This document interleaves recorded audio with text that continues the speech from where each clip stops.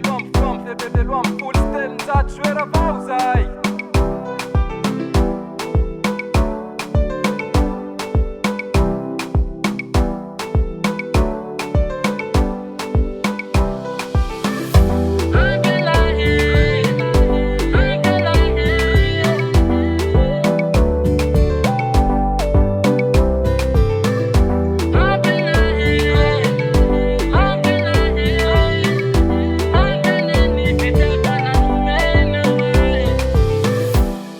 Efa ela yaho nagniry te hitovy amign'olo,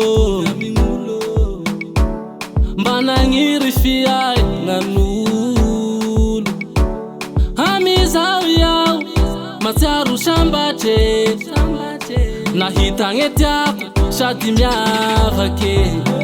Mitady nazavany aho nahita masoandro, gn'anarana ho tsapaka atao-tsaiko isan'andro fa ny fitiavana nomenao anay, izay igny ho tiako saray.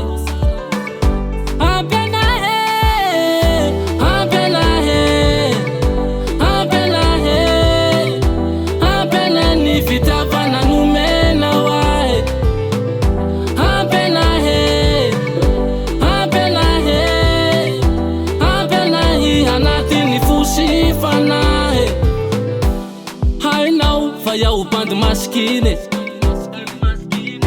olo mijaly tsy mano automobile. Hainao fa iaho olo mahantrake, fa fitiavana nomenao ahy efa ampy reny. Olo ka fa hasolo anao mbô tsisy, na entako na hoany ampite aho fa nataon-tsaiko mamisavise. Fa ianao no ay amin'ny androko sise. Ampy anahy e, ampy anahy e, ampy anahy ny fitiavana nomenao ahy. Ampy anahy e, ampy anahy e, ampy anahy anatin'ny fosifanahy. Ampy anahy, ampy anahy, zay rehetra nomenao ahy.